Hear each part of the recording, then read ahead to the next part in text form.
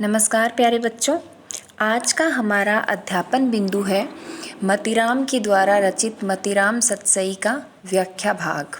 इससे पहले की हमारी जो वीडियो थी उसमें हमने मतीराम सतसई के आधे से ज़्यादा भाग की व्याख्या कर ली है। आज ये हमारी मतीराम से संबंधित अंतिम वीडियो है जिसमें हम मतीराम सतसई की व्याख्या भाग पूरी कर लेंगे।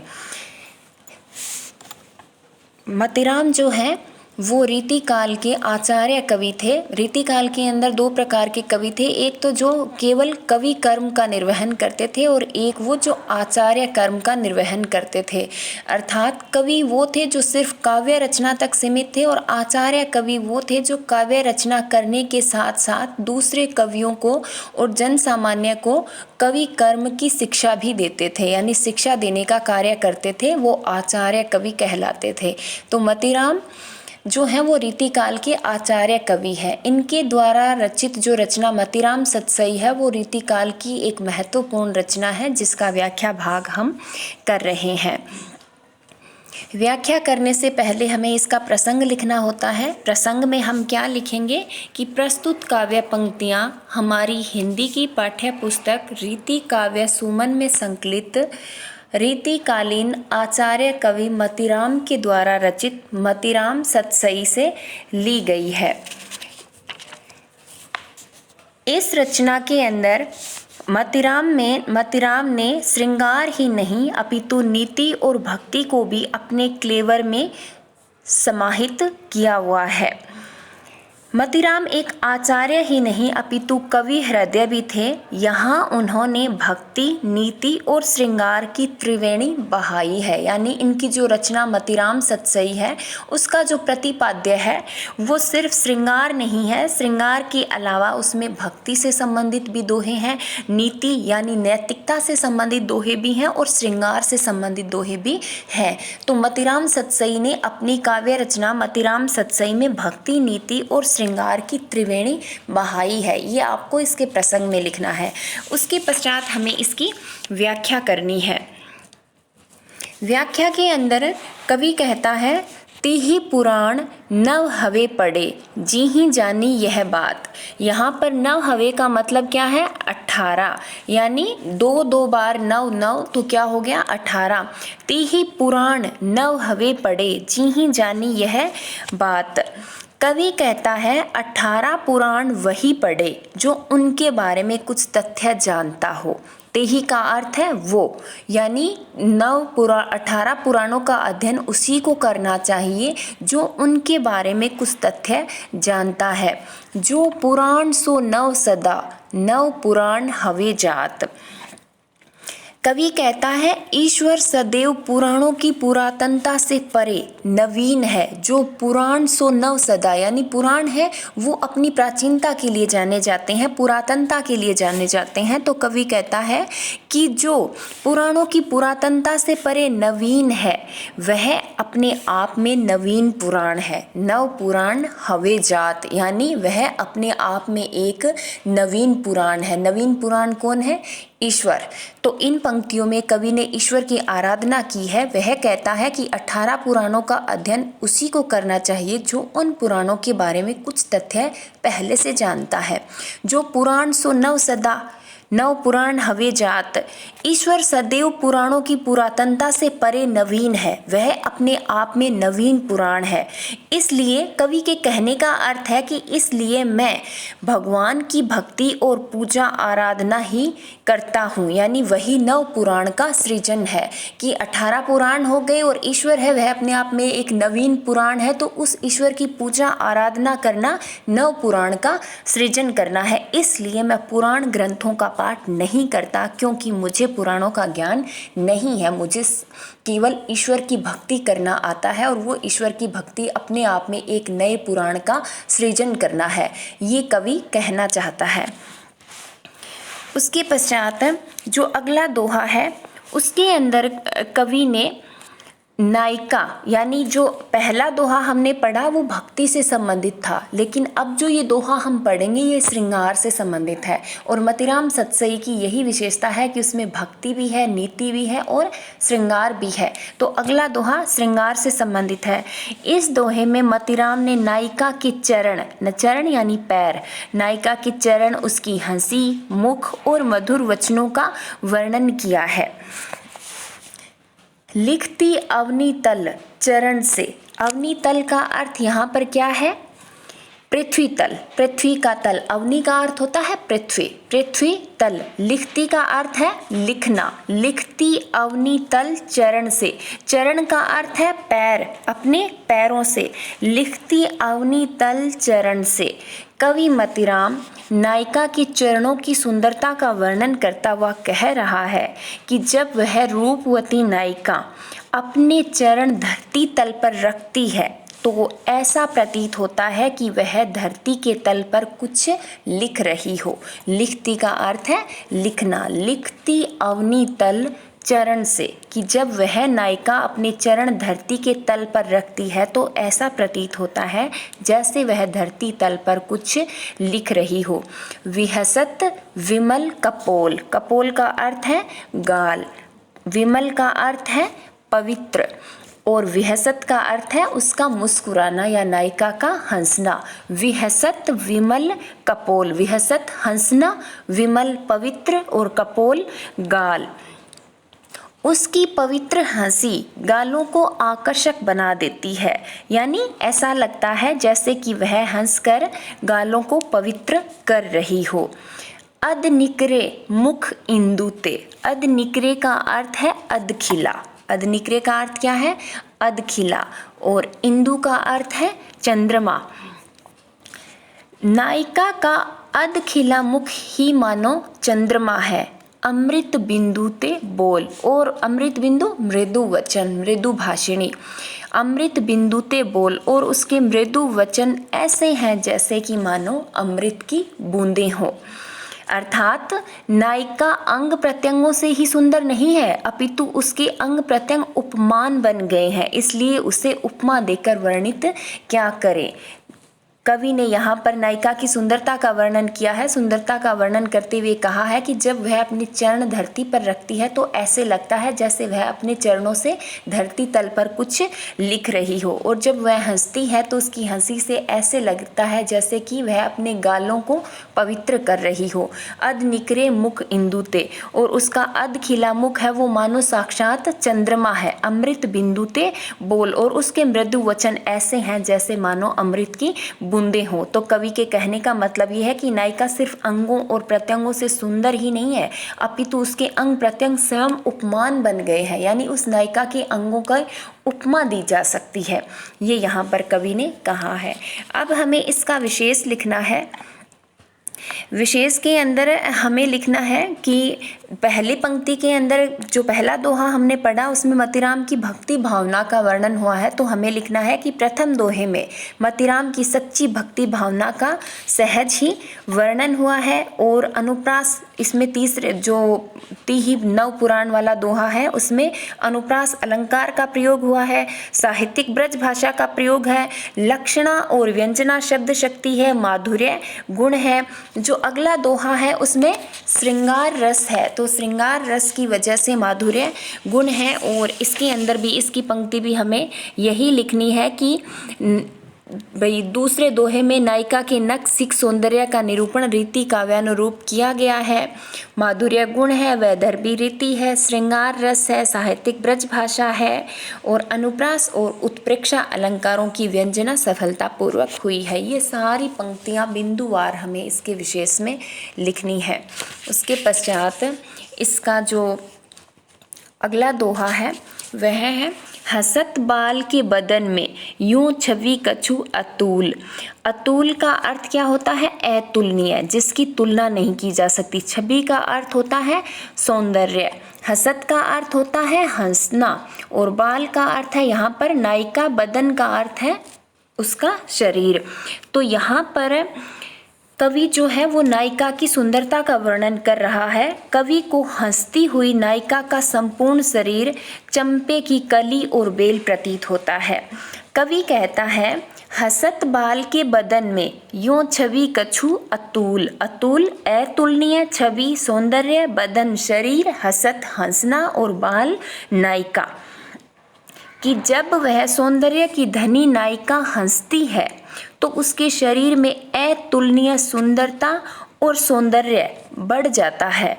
फूली चंपक बेली ते, चंपक का अर्थ क्या है? चंपा, चंपा की बेल, फूली का अर्थ है खिलना। कवि को बदन के सौंदर्य के साथ हंसती नायिका ऐसे लगती है जैसे मानो चंपे की फूली हुई बेल हो। भरत चमेली फूल, भरत का अर्थ है भरा हुआ, और भरा हुआ चमेली का फूल हो, अर्थात हंसती हुई बाला है वो अप्रतिम है, अपने सौंदर्य में अप्रतिम है। तो इसके अंदर कवि क्या कहता है कि जब वह सौंदर्य की धनी नायिका हंसती है तो उसके शरीर में अतुलनीय सुंदरता और सौंदर्य बढ़ जाता है। उसका सौंदर्य, जब वह हंसती है तो उसका सौंदर्य ऐसे लगता है मानो चंपे की फूली हुई बेल हो और भरा हुआ चमेली का फूल हो। भरत का अर्थ क्या है? भरा हुआ चमेली का फूल हो। तो ये जो पहला दोहा है ये श्रृंगार से संबंधित है, और जो अगला दोहा है वो श्री कृष्ण की भक्ति से संबंधित है। इसमें जो दूसरा है, अटा और नंदलाल उत, उत का अर्थ है वहाँ पर, अटा का अर्थ है छत, अटा और नंदलाल उत, नंदलाल भगवान श्री कृष्ण। निरखो नेक निशंक, नेक का अर्थ है अच्छी तरह, निशंक का अर्थ है संकोच रहित, निसंकोच, और निरखो का अर्थ है निहारना। यहाँ पर श्री कृष्ण के प्रति अपनी प्रेम भावना के पुष्प अर्पित करता हुआ कवि कहता है कि अटा और नंदलाल उत, कि इधर अटा अर्थात छत है और उधर नंदलाल श्री कृष्ण है। निरखो नेक निसंक, अतः छत पर खड़े श्री कृष्ण के माधुर्य भरे सौंदर्य को निसंकोच पूर्वक देखो। नेक ध्यान पूर्वक अच्छी तरह से, निशंक निसंकोच होकर, और निरखो का अर्थ निहारना, की इधर छत है और उधर श्री कृष्ण है तो छत पर खड़े होकर श्री कृष्ण के सौंदर्य को निसंकोच पूर्वक देखो। चपला चपलाई तजी, चपला का अर्थ है बिजली, जो आसमान में चमकती है वो बिजली, और चपलाई का अर्थ है चंचलता, तजी का अर्थ है त्यागना। श्री कृष्ण के इस सौंदर्य को देखकर बिजली ने अपनी चंचलता और चमक त्याग दी है। चंदा तजो कलंक, चंदा का अर्थ चंद्रमा, तजो का अर्थ त्यागना, और कलंक का अर्थ जो उसमें दाग होते हैं वो, कि चंद्रमा ने अपना कलंक त्याग दिया है। अर्थात कवि कहता है कि इधर छत है और उधर नंदलाल यानी श्री कृष्ण खड़े हैं, तो श्री कृष्ण के सौंदर्य को निसंकोच होकर ध्यानपूर्वक देखो, क्योंकि श्री कृष्ण के इस सौंदर्य को निहार कर, इस सौंदर्य को ध्यानपूर्वक देखकर बिजली ने अपनी चंचलता त्याग दी है और चंद्रमा ने अपना कलंक त्याग दिया है। अतः हम भी ऐसे निष्कलंकी श्री कृष्ण को स्वच्छ नज़र से देखें तो हमारा भी उद्धार संभव है। तो इन पंक्तियों में कवि ने श्री कृष्ण की भक्ति की है, श्री कृष्ण के प्रति अपना प्रेम भाव है वो अर्पित किया है, प्रेम भावना के पुष्प अर्पित किए हैं। तो इसके अंदर अब हम इसका विशेष लिखेंगे, तो विशेष में हमें लिखना है कि पहले दोहे में मतिराम ने नायिका की नख-सिख सौंदर्य का निरूपण रीति काव्यानुरूप किया है। दूसरे दोहे में श्री कृष्ण को कलंक मुक्तिदाता बताकर उसकी भक्ति की गई है। शुद्ध साहित्यिक ब्रज भाषा का प्रयोग है जिसमें प्रभावात्मकता का गुण विद्यमान है। अनुप्रास और उत्प्रेक्षा अलंकार का प्रयोग किया गया है। माधुर्य गुण है। प्रथम दोहे में भक्ति रस और दूसरे दोहे में श्रृंगार रस का प्रयोग है। माधुर्य गुण का प्रयोग है। वैदर्भी रीति का प्रयोग किया गया है। ये सब कुछ हमें इसके व्याख्या के अंदर, इसके विशेष के अंदर लिखना है। उसके पश्चात इसका जो अगला दोहा है उसमें कवि ने अज्ञात यौवना नायिका का वर्णन किया है। रीतिकाल के अंदर क्या था, रीतिकाल के अंदर कवियों ने नायक नायिकाओं के भेद बताए थे कि नायिकाएं कितने प्रकार की होती है। उन्हीं नायिकाओं के एक प्रकार में नायिका का एक प्रकार होता है अज्ञात यौवना। अज्ञात यौवना यानी उसको अपने यौवन के बारे में ज्ञात नहीं होता, पता नहीं होता। उसका वर्णन इस दोहे में कवि ने किया है। फूलती कली गुलाब की, सखी यह रूप लखे न। कवि अज्ञात यौवना नायिका का वर्णन करता है कि अपने यौवन के आगमन से अज्ञात नायिका को उसकी सखी समझाती हुई कह रही है कि हे सखी, फूलती कली गुलाब की, क्या तुम्हें यह खिली हुई गुलाब की कली दिखाई नहीं दे रही? अर्थात तू ध्यान पूर्वक देख कि गुलाब की कली जो है वो धीरे धीरे खिलकर अत्यंत सौंदर्य को धारण कर रही है। सखी यह रूप लखेन है, यानी एक सखी अपनी दूसरी सखी को कह रही है कि हे सखी देखो, यह गुलाब की कली है वह खिलकर सौंदर्य को धारण कर रही है, क्या यह रूप तुम्हें दिखाई नहीं देता? लखेन का अर्थ क्या है? दिखाई नहीं देना। फूलती का अर्थ है खिलना, कि गुलाब की कली खिल रही है, क्या तुम्हें यह रूप दिखाई नहीं दे रहा? मनो बुलावती मधुप को, दे चुटकी की सैन। मनो ऐसा लगता है जैसे, यानी ये जो मनो शब्द है ये उत्प्रेक्षा अलंकार का वाचक शब्द है। जहाँ जनु, जानो, मनु, मानो इत्यादि वाचक शब्द आते हैं वहाँ कौन सा अलंकार होता है? उत्प्रेक्षा अलंकार होता है। मनो बुलावती मधुप को, बुलावती का अर्थ बुलाना, मधुप का अर्थ है भ्रमरा, भ्रमर। दे चुटकी की सैन, कि इस खिली हुई गुलाब की कली को देखकर ऐसे लगता है जैसे कि यह भंवरे को चुटकी की सैन, सैन का अर्थ होता है इशारा, कि यह इशारे इशारे में, संकेत संकेत में भ्रमरे को अपनी ओर आकर्षित कर रही है। ये सब कुछ एक सखी अपनी दूसरी सखी से कह रही है, जो सखी अपने यौवन के बारे में अब तक जानती नहीं है, उसको वह संकेत में अपनी बात समझा रही है। तो यहाँ पर श्रृंगार रस का प्रयोग है, श्रृंगार के बारे में कवि ने बताया है। जो दूसरा दोहा हम पढ़ेंगे उसके अंदर भी कवि ने श्रृंगार के बारे में बताया है। इसमें दूसरे दोहे में प्रेम के प्रभाव की व्यंजना की है कवि ने। प्रेम के प्रभाव की व्यंजना करता हुआ कवि कह रहा है कि उमंगी उर आनंद की। उमंगी का अर्थ है उमंग, लहर। उर का अर्थ है हृदय, आनंद प्रेम रूपी आनंद। कहता है कि नायक नायिका के हृदय में प्रेम की उमंगे हिलोरे मार रही है। लहरी छहरी दृग राह। दृग का अर्थ है आंखें, राह का अर्थ है रास्ता, छहरे का अर्थ है छहराना और लहरी का अर्थ है लहरें। कि नायक और नायिका के हृदय में प्रेम की उमंगे हैं, वो आंखों के रास्ते छरहरी लहरें ले रही है। दोनों प्रेम के अथाह सागर में डूबे हुए हैं। डूबी लाज जहाज लो, नेर निधि माँ है। नायक नायिका दोनों के प्रेम में अनुरक्त हो जाने से लज्जा रूपी जहाज, लाज जहाज, यहाँ पर लाज है, लज्जा जहाज है, जहाज लज्जा रूपी जहाज, यानी जब हम इसका अर्थ बताते हैं तो रूपी शब्द गायब होता है, तो यहाँ पर क्या है? रूपक अलंकार है। डूबी लाज जहाज लो, कि दोनों के प्रेम में अनुरक्त हो जाने से लज्जा रूपी जहाज। ने है नीर निधि माँ है। नीर का अर्थ जल, निधि का अर्थ समुद्र, नेह का अर्थ प्रेम, स्नेह। लज्जा रूपी जहाज प्रेम रूपी सागर में पूर्णतया डूब गया है। यानी कवि यहाँ पर कहता है कि नायक और नायिका के हृदय में प्रेम की उमंगें आंखों के रास्ते छरहरी लहरें ले रही है। दोनों प्रेम के अथाह सागर में डूबे हुए हैं। नायक नायिका दोनों के प्रेम में अनुरक्त हो जाने से लज्जा रूपी जहाज प्रेम रूपी सागर में पूर्णतया डूब गया है। लाज जहाज, लज्जा रूपी जहाज और नीर निधि यानी प्रेम रूपी सागर। नेह नीर निधि और लाज जहाज दोनों में रूपक अलंकार का प्रयोग है और मनो बुलावती मधुपकों में उत्प्रेक्षा अलंकार है। तो ये आपको इसके विशेष में लिखना होगा कि रूपक और उत्प्रेक्षा अलंकार का प्रयोग किया गया है। तो इसके अंदर जब हम इसकी व्याख्या करेंगे तो विशेष लिखेंगे, तो विशेष में हमें सबसे पहले लिखना है प्रथम दोहे में अज्ञात यौवना और द्वितीय दोहे में मुग्ध नायक नायिका का चित्रण है। दूती कार्य का वर्णन प्रथम दोहे में काव्यांग विवेचन की दृष्टि से सफल रहा है। इसके अंदर प्रतीकों का निर्वहन हुआ है। जो गुलाब की कली है वो नवयौवना नायिका का प्रतीक है, मधुप भंवरा है वो नायक का प्रतीक है, चुटकी की सेन चुटकी भरे संगीत का प्रतीक है। मनो बुलावती मधुप को में उत्प्रेक्षा अलंकार है, दृग्रा है, लाज जहाज नीर निधि में रूपक अलंकार का प्रयोग हुआ है। भाषा शुद्ध साहित्यिक ब्रज है, माधुर्य गुण का प्रयोग हुआ है, वैदर्भी रीति का प्रयोग हुआ है, श्रृंगार रस का मधुर समावेश किया गया है और दोहा छंद है। मतिराम सतसई पूरी की पूरी दोहे छंद में लिखी गई है।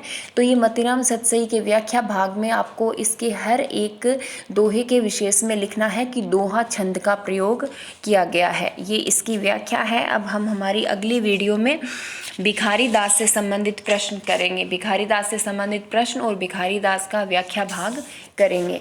धन्यवाद।